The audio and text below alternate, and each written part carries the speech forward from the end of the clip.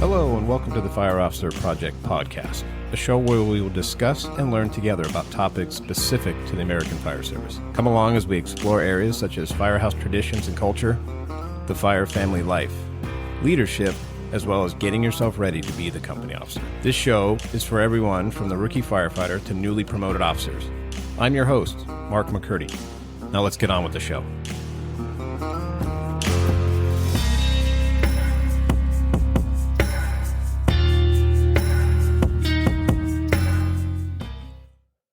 Hello there, good afternoon. This is the Fire Officer Project with me, your host, Mark McCurdy. I think you know that by now if you've listened to this in the past, but for those who haven't, that's who I am. You hear it in the intro there. And it's been almost 4 months. 4 months since I've put out any episodes, and there's a reason. Some of you might be aware, so I'm going to explain myself there. And a few other things up front before we get into the topic. So if you don't want to hear about updates or hear any of that stuff and you just want to get to the meat and potatoes, fast forward about 5 minutes and you can jump right into the material. But here I am getting started again, trying to get this rolling. I was doing well, I thought, and it was all from support that I've gotten from you guys out there and pushing me to do more material and making connections with people, and that was awesome. And then I had a big family thing happen, and it just hit the brakes on everything. So what I'm going to do in the first few minutes here is give you some updates on things and what's going on, kind of bounce around with some things that have happened over these few months. And then I'll get into the material. I kind of put them out of order. I literally had 3 episodes written before this event happened, but I'm going to kind of do them in different order than I wanted. It doesn't really affect anything as far as you listening, but it's just for me because I need to get back into it. The other 2 topics are kind of bigger, and I just don't want to take all that on right now if I'm going to suck trying to get back into the motion again. So I'm going to do it a little bit out of order. So like I said, I actually had them all written before. I had to go back and review what I wanted to say, but anyways, we're going to go over that. So on the title, you can see that's basically the meat and potatoes are going to be when is the right time to promote. And that's what we're going to talk about. So I know that I've kind of blurped that throughout some of the things, some of the episodes. So it might be a repeat on some things, but maybe you'll pick up a nugget or two. So what's been going on? Well, my last episode I put out end of May. Few things have gone on since then. It's now September 15th. I'm going to try to get this edited and out as quick as possible, but what's been going on? First, thank you. Like I said, thank you for all the support you've given me, for all the contacts and the motivation to see that this is actually doing some good for people, and it's just good conversation. So big time motivation. Since the last episode I put out, I've actually watched the numbers climb consistently without putting out any more material. So that shows me that it was starting to reach, and then I kind of needed to do this stuff. So hopefully I can get back out there with you and light that fire, and you can kind of push these things out to people. And I got some other next level stuff that we're going to do. So right now, just out of the 11 episodes we published, I've had 4,500 downloads. And to me, I know to you guys it doesn't sound like much, but to me, that's amazing that there's 4,500 times somebody's clicked on it, and whether they've listened to it for a minute or the whole time, those numbers keep going up. So it's motivation to keep pushing this material, which is great. And I have more material. And then I know I've said it for a long time about setting up interviews and things. That's definitely going to come now because it's time. It's time for that. It's good to go back and forth. And there's so many great resources out there that it's good to connect with those people. So I've always told you in the past, if there's somebody that you want me to connect with, or if it's you or whoever, send me a message. We have the website, thefireofficerproject.com. It's got an inquiry piece that you type on, send a message on if you want to be a guest. So throw it up there. We can make some conversation and see what we can do for each other. So anyways, just want to say thank you for that and let you know where we're at with that. Work's been crazy. It's now mid-September, hot Southern California. We had a heat wave that lasted for about 2 weeks. Ridiculous. Right, we're used to the summer, Southern California, but this was pretty exceptional when it was dipping over the hundreds consistently for days. I think the max we got to was about 110.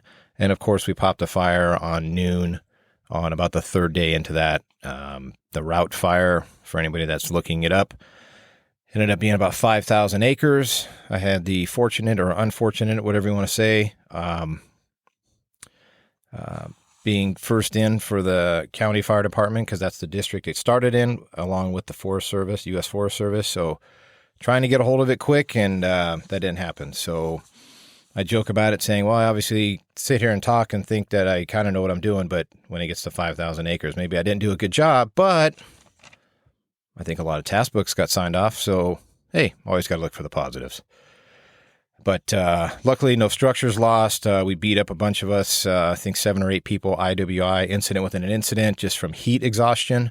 So that was pretty rough. And it even tapped myself a bit with being 47 now and realizing that it was beating me up pretty good too.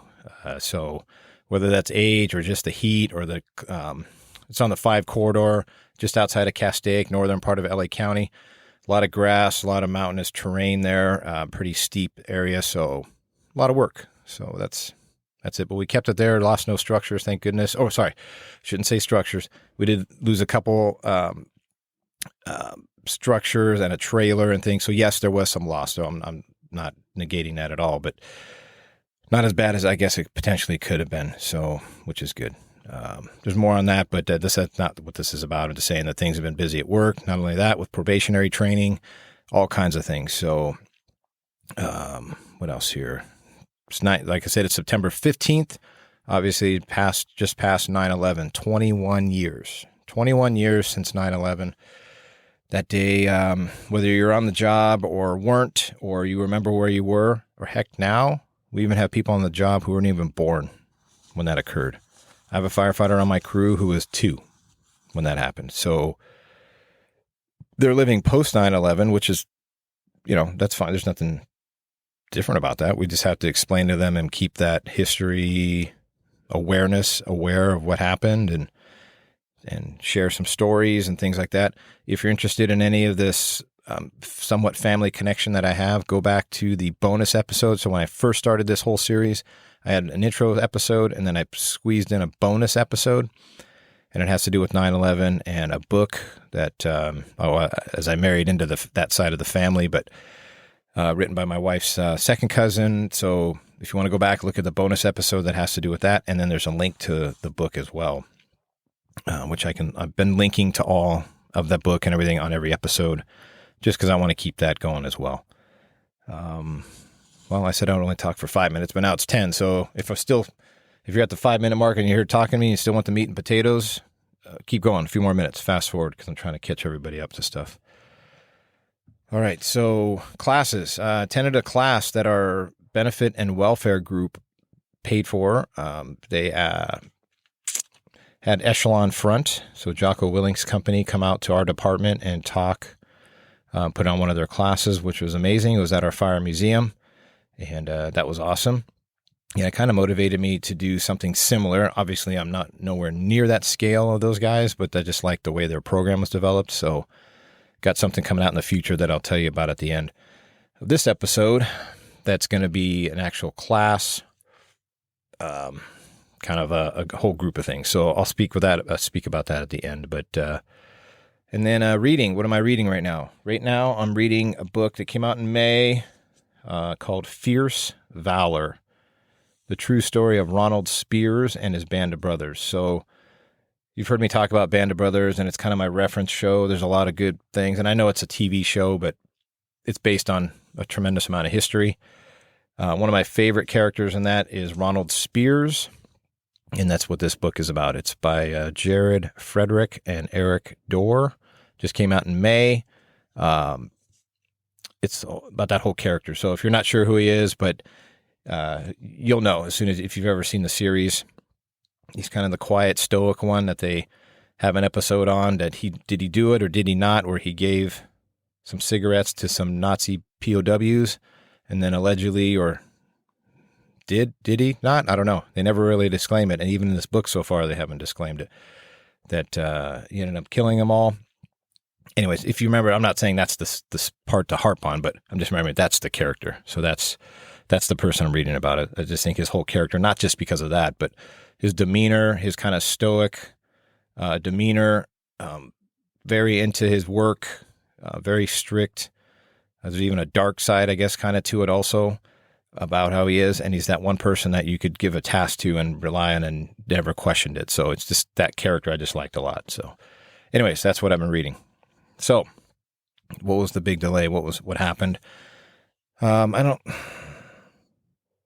Pretty sure I never mentioned it at all, but last year my mom was diagnosed with cancer last July, and then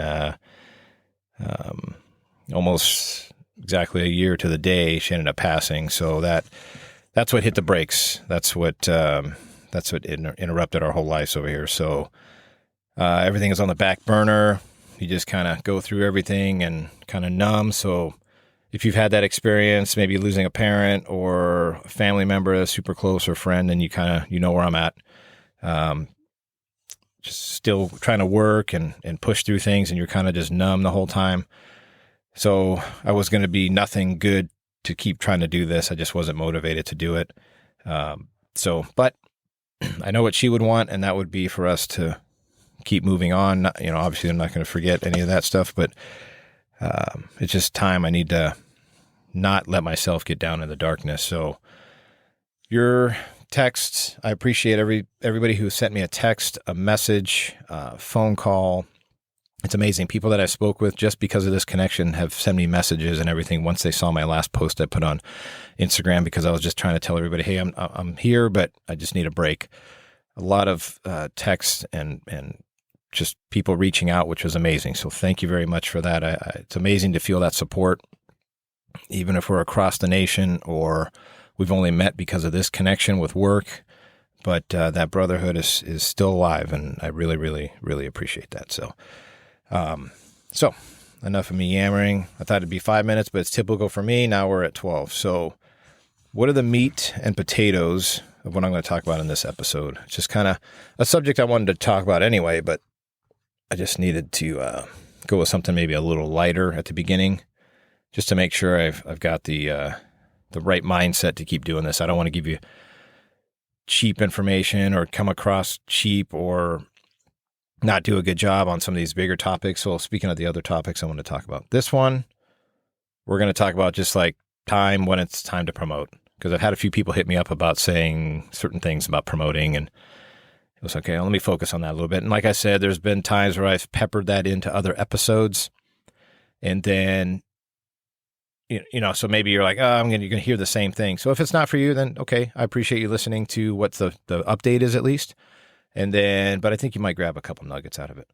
But the other ones I already have written was just an episode talking about actual fireground tactics, and the stuff that we love to do. So big one on that, establishing command, passing command, just good fireground ideas. And then this other episode I had written out was called Firehouse Reputations. And that one came from one of the firefighters when I was at my old other station, asking how do certain stations get a reputation?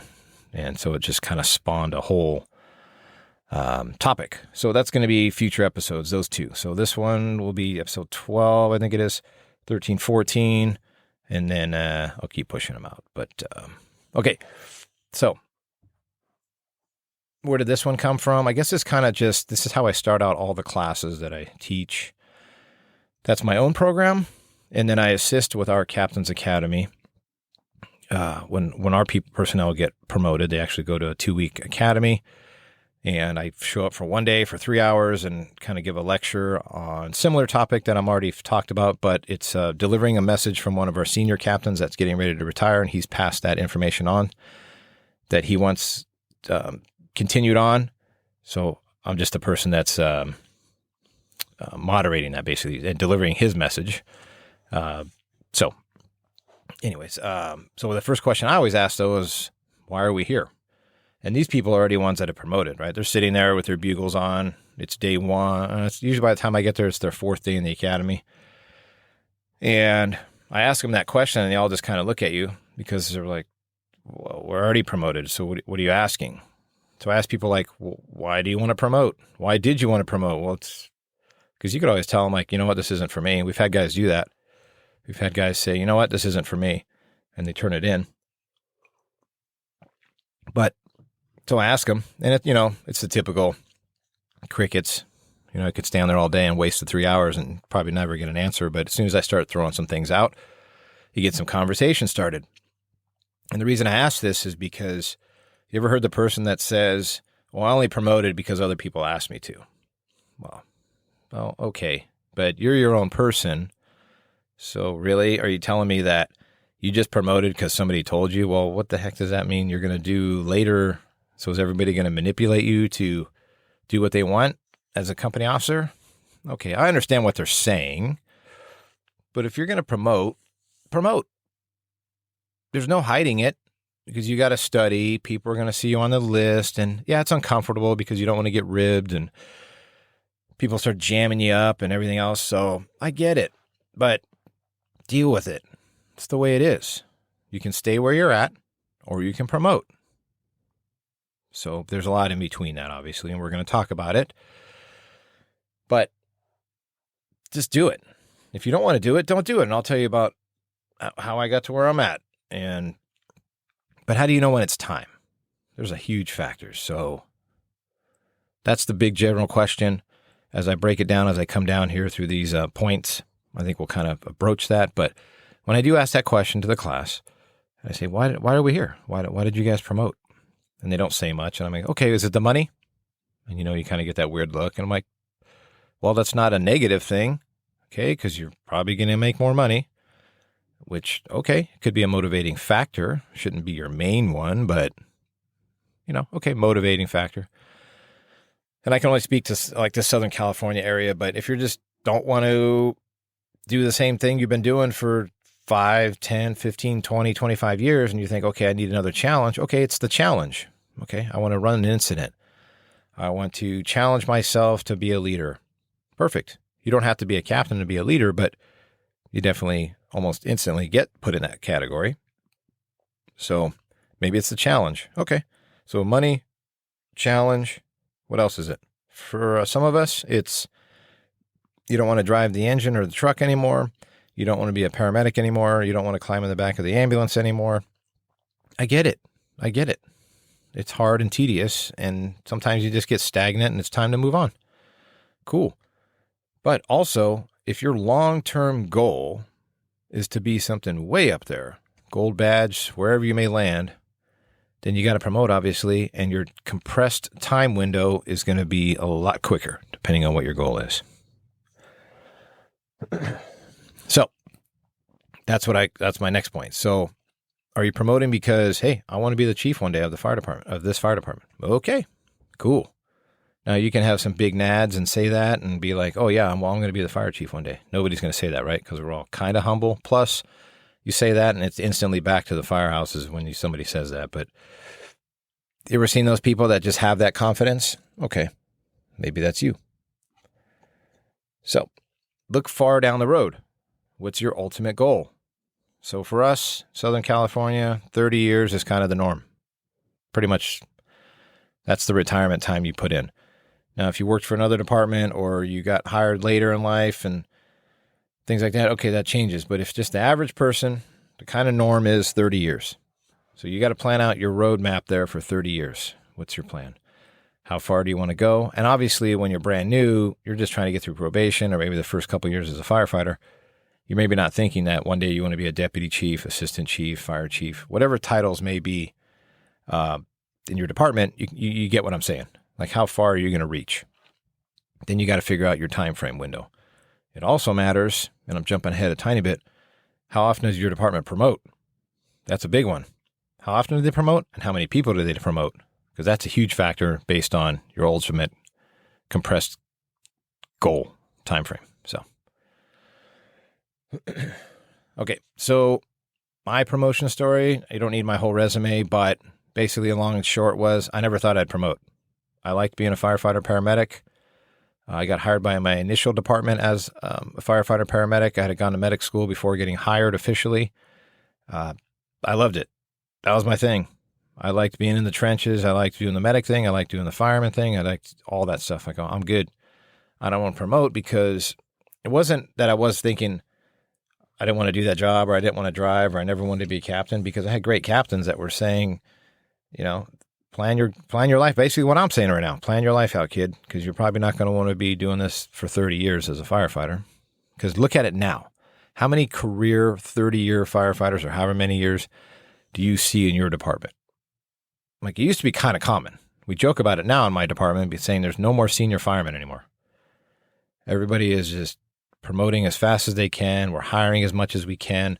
It's very rare to find that firefighter in length in his career that's, 15, say 20, 25, almost 30 years. That's starting to become a rarity, at least in the areas that I work. They exist, but it's not as common as it used to be. So at 13, 14 years in, I'm like, all right, 13, 14 years as a firefighter medic, moved around to a few stations, did a few things.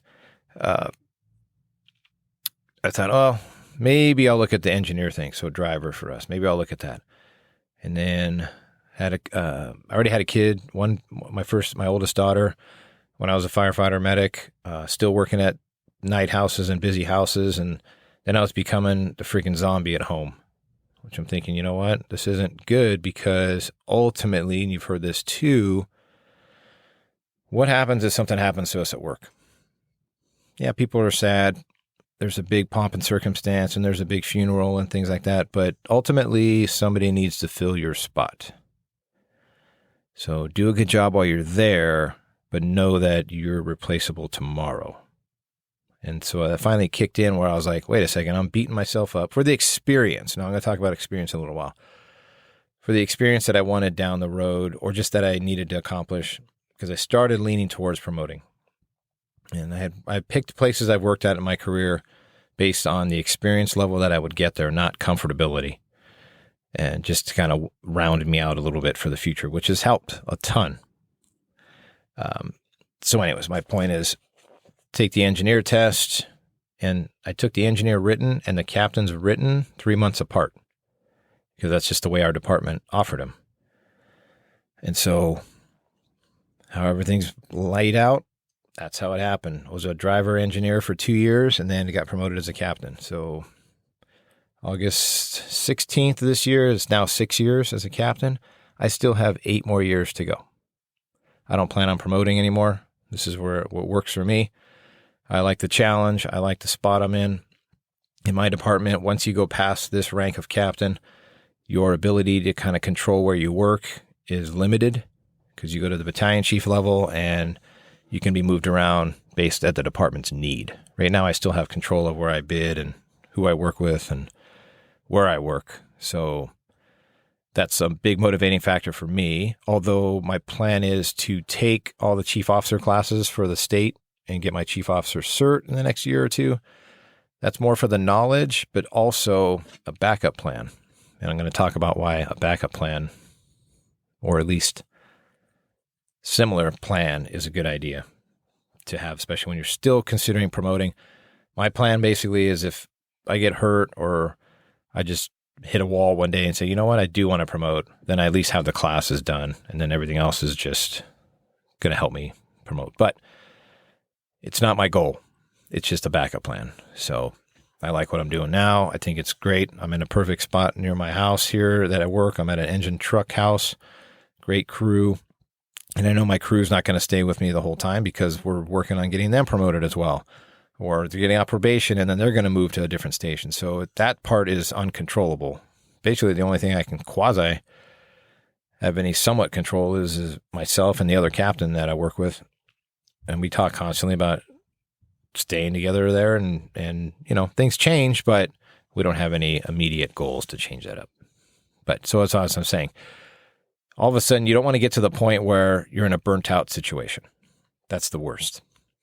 Now, this is my experience, but I think this is pretty common in other areas and other departments, is you get the person who's burnt out, maybe as a medic, because the medic thing in Southern California and in most places, you just get beat up, right? It's a whole nother level.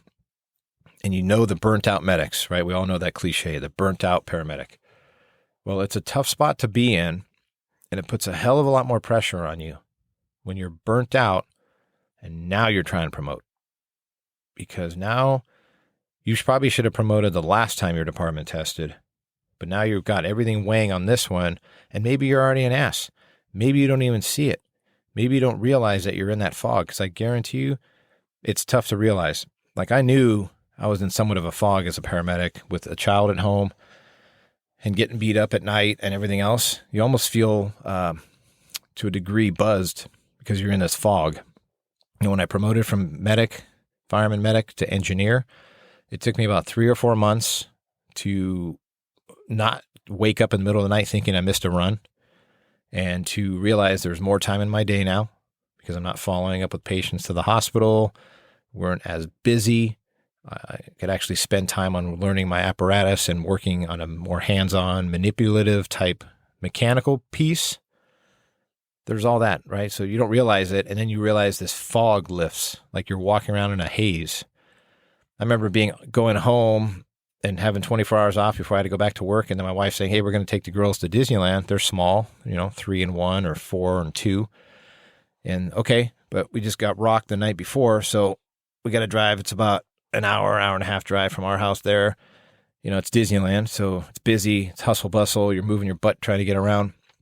And then just trying to stay awake and realize I don't want to lose time with my family, that they're going to realize, yeah, I was there, but I was kind of just a shell walking around. That started bugging me because, yeah, I'm there, but I'm not fully into it. And I think you guys got my point there. But if you're in that spot, okay, and then people could say, well, why don't you just slow down, right? You could bid another spot. You don't have to promote.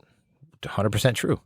100% true. If you have that option in your department to bid to a little bit slower spot and kind of save some of that, then that's a good option too. If you don't want to promote, or it's not time to promote, but maybe your life dictates other, you don't have to get your butt kicked or, your ass dragging in the ground to go on a ton of calls to be great or be ready to promote.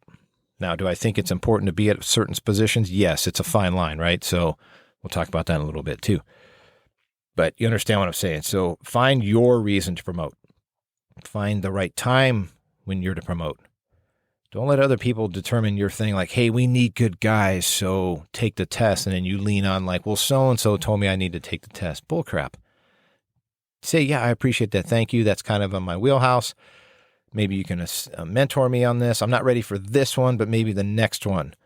Don't let people push you towards doing something that you're not ready for, or it doesn't fit in your lifestyle program, time that you want to do.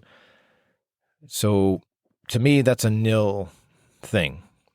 It's like you listen to that one, then you also look at the other one and go, well, if that ass clown over there gets promoted, then maybe I should, right? But then I say these things and people get all pissy with me saying oh, you're talking down to the brothers. I'm like, no, you understand what I'm saying. You look at it and go, well, that guy hasn't really, or girl hasn't really done a ton, but they got promoted. I need to promote. Do it when it's your turn, and it's not your turn, when it's right for you. When it's right for you. Now, when is it right? There's a ton of other factors. I'm going to talk about that shortly because I worked for a small department. I know what that's like. And I'm working for this massive department now. I know what that's like. 2 extremely different things. And I don't want you to be turned off saying, well, I don't work for a department the size of yours. I have this other angle where one of us gets promoted off of 5 people taking it. Totally get it. I'll talk about that in a second here. But don't let yourself get to the point initially when you're thinking about promoting, if it's to engineer, if it's to captain, maybe even BC. I don't know. I haven't gotten to that point yet, but I can see where it definitely can be a factor, right? Because we go on a lot of medical aids in Southern California. And I say that because that's where I work, but I'm pretty sure all of you do kind of the same, right? More so than you want to go on. It says fire department, not EMS authority or whatever the heck, even though that's the point of our job and that kind of sustains us because that's a lot of what we do, at least in our area. There's definitely times where I've heard chiefs say, yeah, I got tired of going on abdominal pains. And there's definitely times where I've said that too, where I'm like, hey, I don't need to go on 10 abdominal pains a day to feel like I can tell people I work at a place that goes on 20 to 30 runs a day because 10 of them are abdominal pains or BS calls that maybe don't necessarily need the fire department, but we're going to get called anyway. That's not helping you get ready to promote. That's just filler. So, sorry, I got to drink a little coffee here. It's afternoon. So know when it's time to for you to promote. Now you got to weigh in the other factors. How often does your department test? Now we've gone from the list I got promoted on, 3 years. From the time I took the test, it was an extension, 3 years I sat on that list. So much so that, like I said back when I took the engineer written and the captain's written 3 months apart. Technically, when you look at how I was promoted, the department never knew I was an engineer because I was an engineer after the captain's list was established, and then I got promoted. For 2 years, I was an engineer in that 3-year window. Those points never even went towards me promoting to captain. So anyways, that's just a unique situation that I was put in. But we went from a system that used to promote establish a list that lasted every 2 years. My list got extended because of money and there was a lot of people, whatever it may be, a unique situation. And I never thought I'd get promoted off that list. I was studying for the whole year prior to that to get ready for the next one. So we went from that style, 2 years, to now 6 months. We test for captain now. The new plan is every 6 months. That's crazy. So good and bad. Good because you can wait 6 months to go, I'm not ready, but I got 6 months to get ready. Not so bad. Versus the old way where it's like, oh man, same way with our engineer test. You screwed up, had a bad day. Our engineer test is pretty rough. That's the hardest test in our job. Now we've changed the way we do things a little bit with it, but it's always been the hardest test to get through for us physically and mentally and all the calculations and all that stuff. It's always been our hardest test. You would fail that. It was 2 years before you could take that test again. Now it's like every year we're testing for engineer. Sometimes twice a year. That's how fast we're putting these classes these tests through. So that's different, right? That's different compared to a department, say my old department, 3-station department. We had 31, 32 members, all the way up to the fire chief. To me, as a junior firefighter, the boot firefighter, very small, right? 3 stations, 3 engines, 3 shifts. So there's only 9 captains and a couple, fire prevention, 1 or 2. So I think we had 10 at the most. How often do you think that test went? And how well do you think you had to place to promote? That changes everything tremendously. Now, you don't have the luxury of saying, I'll catch the next one 6 months from now, because that may not happen. So it is tougher, I think, in smaller departments because of that percentage base. But then people will go, yeah, but the percentage base of people taking the test is smaller because you need to have certain people qualified, which is true. It's a numbers thing, right? So it's kind of, you can see what I'm talking about if you look at the numbers. If there's only 5 guys qualified to take the captain's test and they're only going to promote 1, okay. Different. We promote 25 people at a time consistently off those lists. So it's a numbers thing. That's all it is. You just have to time that right of when you're ready. Just don't wait till the point where you're burnt out and need to promote or do something different because it's really impacting you and it's just going to put more weight on your shoulders and a lot harder on you because you have so much more riding on it then because you're being a jerk and you need to get off that. And then it's going to be even harder because kind of when we're jerks, right? How many people really come and try to help us? You might get the one bleeding heart every once in a while that's like, hey, they really need help, but it makes it a lot harder for people to approach you when you're kind of the rough jerk that everybody's like, forget that guy.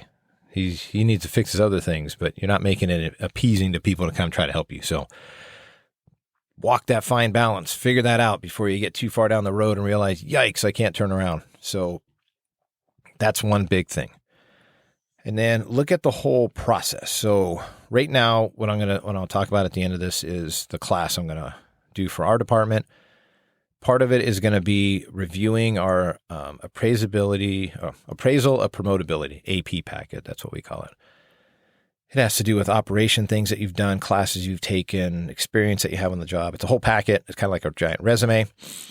And we're going to kind of break that apart. So that's specific to my department, and probably other departments do something similar, but that's one big piece of it, plus the written that we talk about, plus doing hands-on size ups and things like that. So look at the whole process that your department requires. So go back and look at the job flyer from the previous one. Even if, and like I said, I don't know if I said this before in the past, but I give one of my firefighters are on probation. I give them an AP packet, that AP packet for the captain. Now, obviously they just got out probation.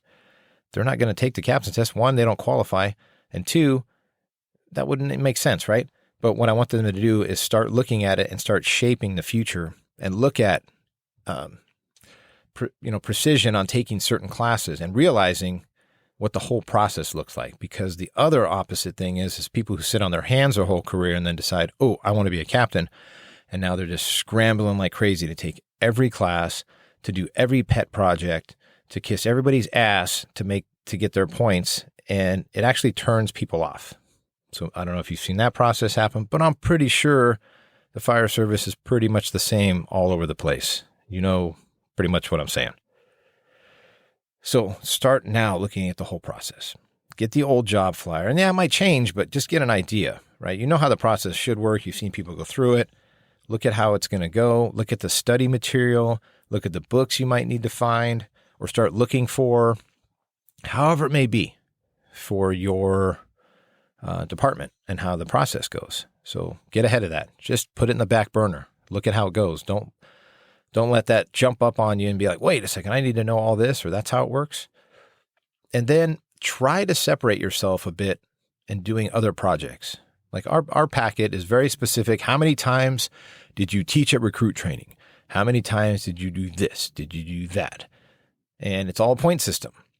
But there's other things that you can get creative with that are tough to get. So you have to be aware of things that when opportunities come up that you can jump on. And yeah, is it a pet project? Maybe. But what if you have a passion for it and it happens to land in one that not too many people are going to have the opportunity to partake in, but it's on the appraisal list, right? So be aware of those things. Hell, do you even need to create your own potential points? Do you need to create a program and be like, can I do this? That's where where do you separate yourself slightly from the herd? I had a chief tell me that one time. And I said, oh yeah, chief, I'm doing fireground survival, recruit training, this. And he goes, yeah, cool. I have 50 other people that are doing that.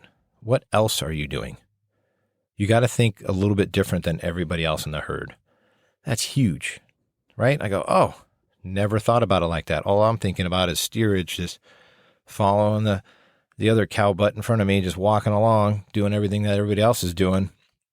He goes, you got to separate yourself. So that's where those opportunities, know what's available, maybe create your own opportunity and do something different that you have passion for, but maybe starts building towards and kind of helps out in two areas, right? Something you like to do plus, yeah, is it going to help you down the road? Probably. So other factors to consider. Now, this one's kind of odd because previous experience with another department, sometimes if you transfer over to another department, they want you to have worked somewhere for a couple of years. That's kind of a new thing that's happening in Southern California. Lateral transfer. It's not new, but you start to see it more often because nobody can get people to do this job, which is so weird to me. You lateral over with 2 years somewhere experience and you come over. I'm not sure, because I haven't dealt with this yet, if that experience, if they'll allow you to count those 2 years towards promoting within the new department that you go to. So I can't speak to that. If anybody knows how that works for your department, you want to send me a message on Instagram or on the website, there's a way to send a message. Cool, do, because that just helps educate me so I know how that works. But there's that piece, right? So maybe that helps you. And maybe you worked for a department that did something different and sent you to classes and did things like that. That's cool. It's all good stuff. So let's see, a few more things on here. Let's see. Oh, what happens when everybody finds out that you're going to promote, right? You already know the people that are going to promote. You know the up-and-comers, and you know the guy or the people that kind of hide it a bit. Like they're in their dorm all of a sudden, a test flyer just came out and they're in their dorm more at night. They're not hanging out watching movies. They're not smoking cigars outside, allegedly. All of a sudden you're like, why are they in their dorm? And you walk by one day and their books are all laid out and everything. Oh, so-and-so thinks they're ready to promote. Do you get heat for that? Yeah, but it's all in good fun, right? Typical fire service. I think we're starting to lose a little bit of that, which is making the fire department sterile and vanilla because we're too afraid to do certain things, but you're not hurting anybody's feelings. You're just ribbing them a bit because they want to promote. And then it gets out there, but so what? Because then people start going, well, I'd work for that person. I want to see them succeed. Then you get taken care of, right? Like, hey, so-and-so, it's your cook day, but go study. Go do this. And yeah, you got to put time in off duty. Like our testing process, and I'm sure it's the same with other fire departments, you got to put a lot of time in off duty. And I'm going to talk about that with the family life here shortly, so I don't want to dip into that yet. But, right, people, you're going to see that. There's going to be that ribbing a little bit. But then you're going to find the person who all of a sudden sits back. Maybe it's somebody like myself or there's multiple people like myself that sit around and they want to help others, but they want to see how much you're going to do first. As soon as I see somebody's taking the test, do you think I go up and let me help you? Let me show you what to do. Let me give you my 2 cents. I'm not that person. Now, there's definitely those people out there that exist, but I'm more the other way, right? I sit back and I see how motivated somebody is. I kind of look at the big picture, maybe wait for them to come up to me. But if I see them doing something that isn't helping them and not pushing them in the right direction, I change their degree a little bit. I'll go and say something to them like, hey, maybe study this, or if you're interested, we can do this one night after dinner and do a couple mock incidents. Oh, okay, yeah. I throw it out there. I wait for them to come approach me, though, because I'm not going to go set it up for them and everything and then go, hey, so-and-so, do you want to get out of the blue chair and come over and do this scenario? I'll throw it out there and then I wait for them. You see where I'm going with this. So pay attention to the big picture. Somebody might come up to you one day and say that. Don't blow it off and don't forget about it, because it could be a tipping factor that helps you, some little pearl they give you that pushes you over the edge, that gives you the advantage or gets you score a little higher, or gives you a study point or something that you weren't aware of. So run with it. Don't try to hide it. I mean, I get it if you're trying to hide it, but why? It's okay. If you want to promote, promote.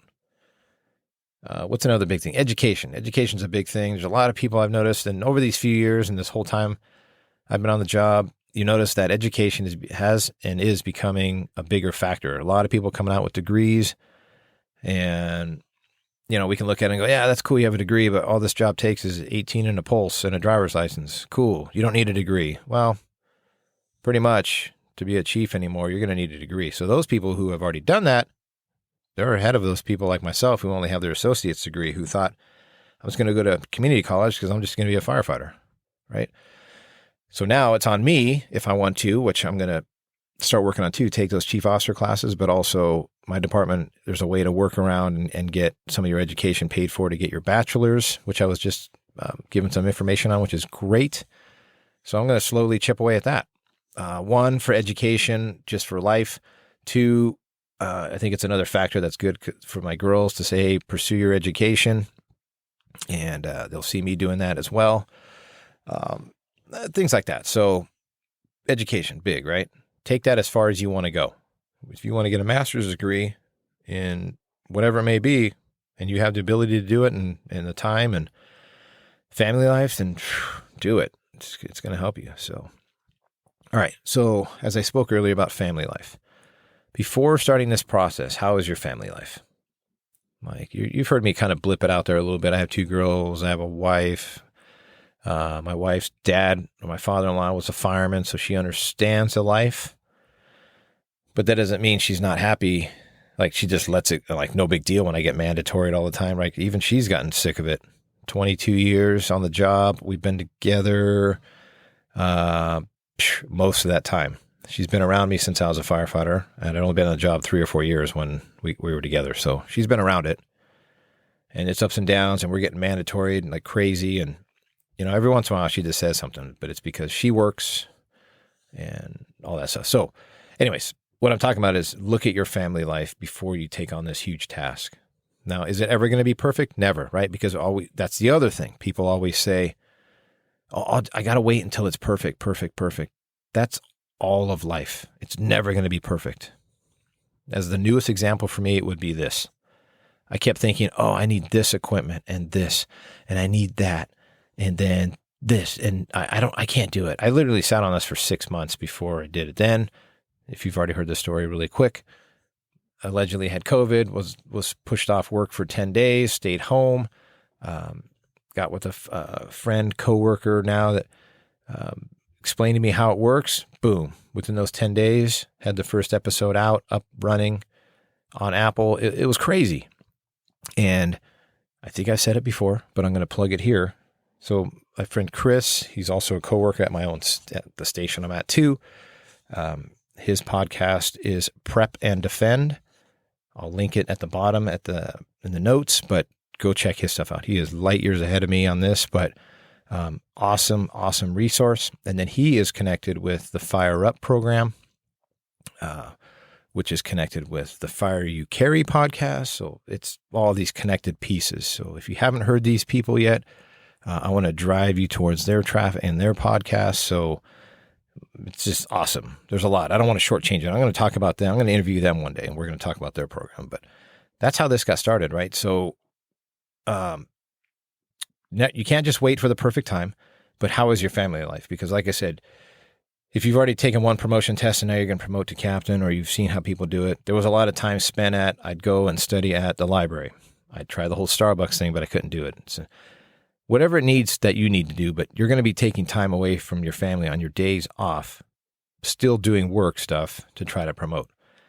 So how is that situation? Where can you fit that in? Where is it going to be right for you? It's never going to be right, but just at least be aware of that and think, okay, how much stress more is this going to add? Is this going to add more stress to me studying? And is your significant other going to be on your tail because you're taking time? Not only are you getting mandatory or you're working a bunch or whatever it may be, but now you're taking time that you're at home trying to study. Because if you think that you can study at work and try to get it all done, it's kind of tough, right? There's so much in our days. And if you're fortunate to be in that spot, cool. But I got to assume that you're going to need to put some time in at home. So just take a big picture and look at your overall family life and how it impacts them. And yeah, if it's a certain time, tell them, hey, the test is this date. I need these 2 months, and I'm going to be trying to study as much as I can without completely impacting our family. Whatever your unique situation may be. All right, last couple things here. So are you skipping a rank? Are you going from firefighter to captain? So in our area and a lot of the Southern California and most places, not all, because not every department does it this way, we have specific ranks for engineer, firefighter, captain, BC, all that. So, but we can skip a rank. So you can skip and go from firefighter to captain on our job. Now, I got my opinions on that. It doesn't need to be discussed here. But the biggest thing is you might leave points on the table. So you got to fill in holes in those points because you're skipping a rank and you got to make it up somewhere else. So be aware of that. Look at the whole testing process. Does that even matter if you're skipping a rank? Does it affect you at all in your department structure? So in ours, it affects it a little bit, but not a tremendous amount. Before, years ago, you could count on one hand or two hands maybe how many people did that. Now it's becoming more and more common because of the way we change our testing process. So I don't need to voice my opinion on that here, but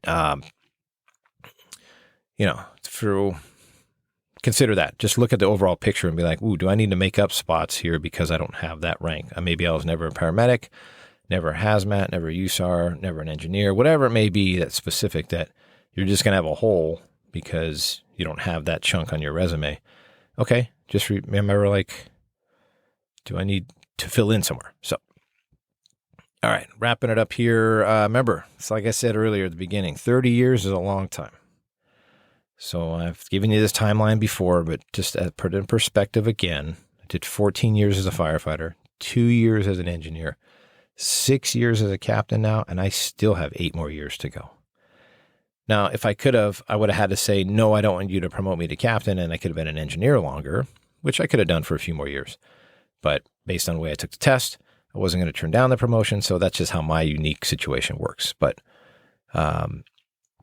think about that, depending on how long your career is going to be, how often your department tests, the number that they promote based on the size of your department and how often, it's almost kind of percentage relevant, but I can't speak to everything. So look at the way your department's structured and how that's going to work. So, all right, I think I've beat this up enough about that. If we have any more topic considerations you want to talk about with it, send me a DM, a message on Instagram, a message through the website, whatever it may be.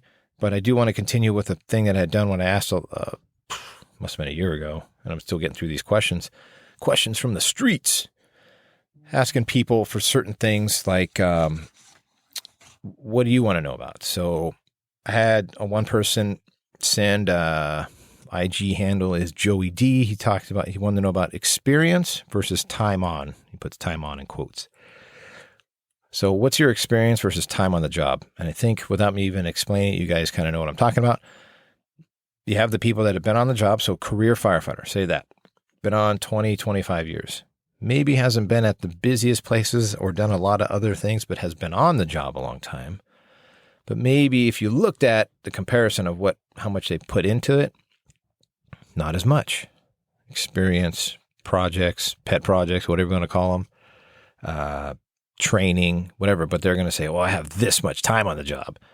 Does that outweigh somebody who has actual experience, but obviously going to have a way shorter time on the job?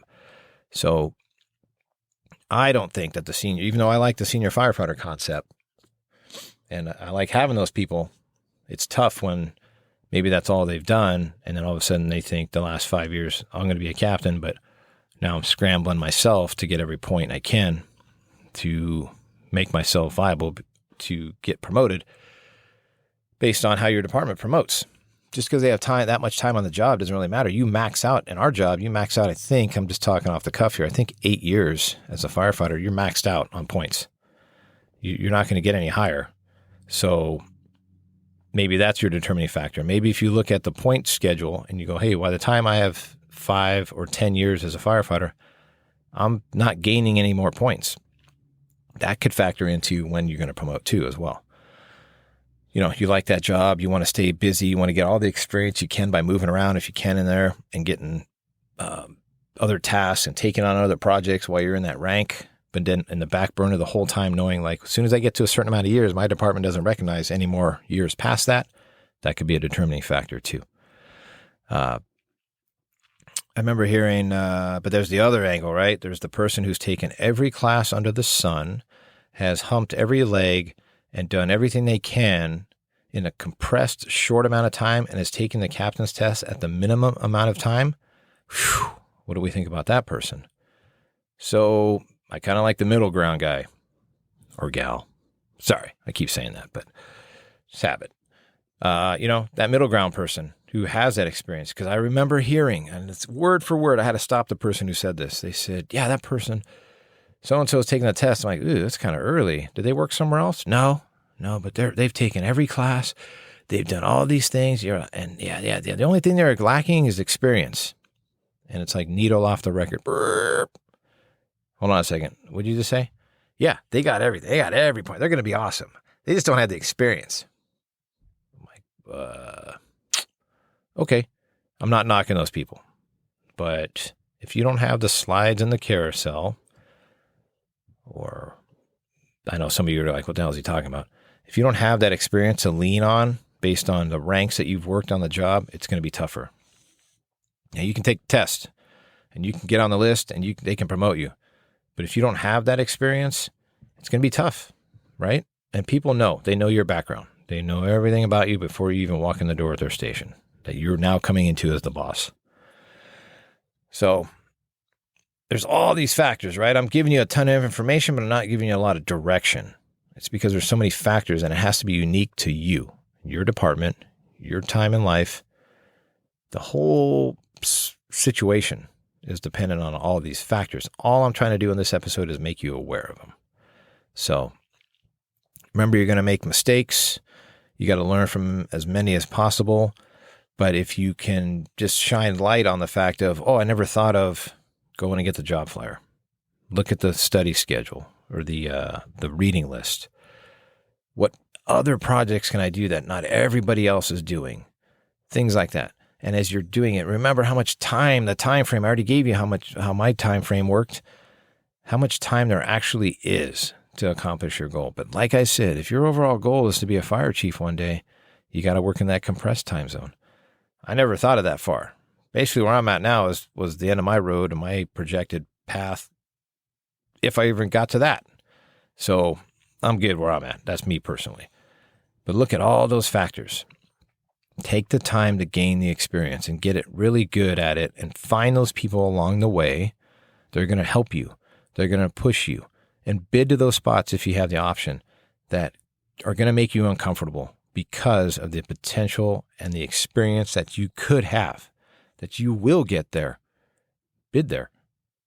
Yeah, I don't know anybody. You know how many places I've bid to that I didn't know anybody from day one. Now, I asked if I could bid there. That's a whole process with us. But I didn't know anybody. And it's uncomfortable. I'll tell you right now, it's uncomfortable.